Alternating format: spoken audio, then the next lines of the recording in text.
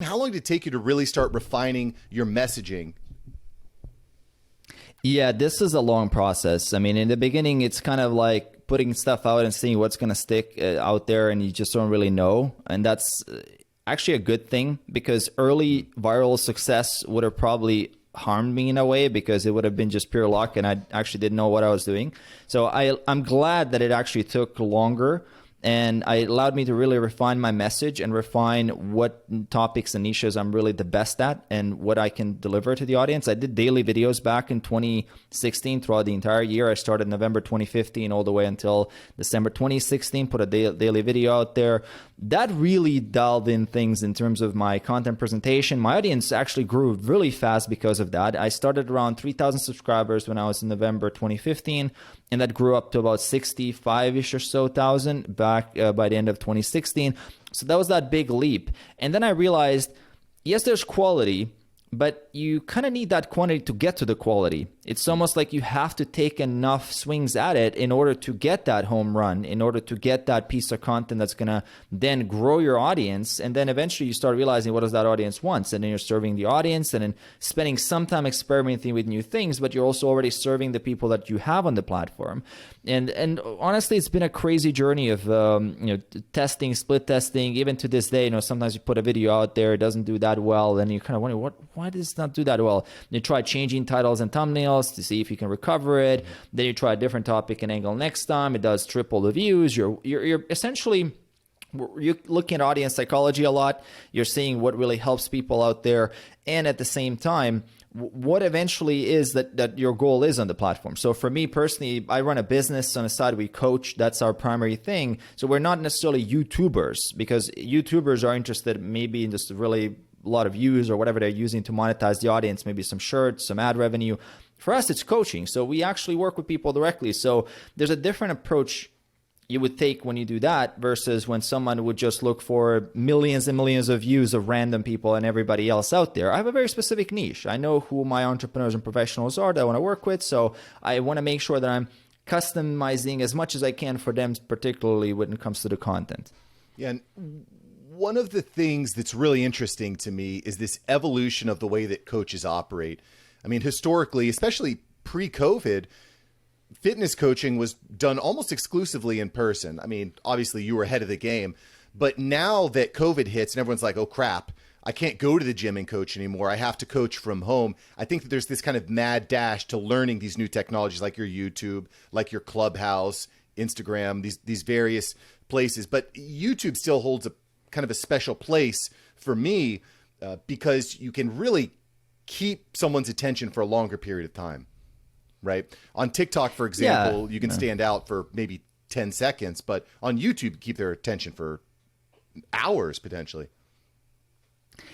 Yeah, I like the longevity of the platform, and I like the evergreen aspect of it, in a sense that I know if I put out a piece of content, it goes to a library that if someone is watching this 5 years from now, they can go back and still relate to the ideas. And I try to really put out content that will survive through all these evolutions of fitness. And I really try to make content that even if someone a decade or 20 years from now watch, they can probably get something out of it. I don't have anything against a certain... I'm sorry, do you mix in any like very targeted type of content in addition? So you have this kind of broad evergreen, but do you also have this very targeted specific content as well? Yeah, when I uncover that there's a very particular issue that there's enough of an interest in, I'll attack that issue. So if I speak to a lot of clients and they say there's one particular thing that they're really dealing with, I look at the comment section, I see there's one thing that keeps repeating, then I might make a very, very specific video on just that. And when I say evergreen, even for that particular problem, it is the evergreen solution for that problem. So I don't personally create a lot of content that is trendy for a moment in time, and then it's done. A month from now, it's irrelevant. I try to create content that's relevant at any given moment in time. So people that kind of go dig through my library of videos back in 2017, 16, even 15, they're thinking, wow, I mean, I can still do this and I relate to this right now, which is huge.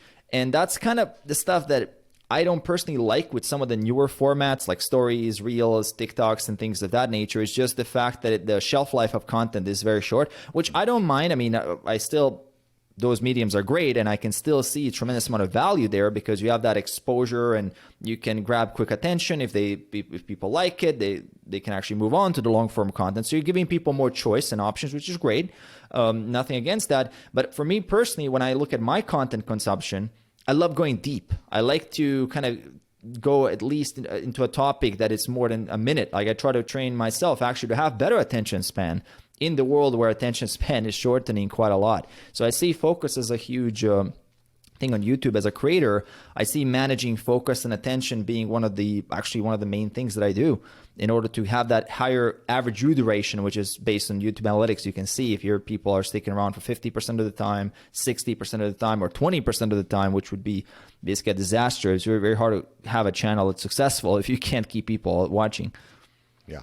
Well, and some of these other platforms almost seem like ads to me, right? Because you can give someone a quick win on TikTok, right? Like, I don't know, increase your water intake to this amount per day, right? For example.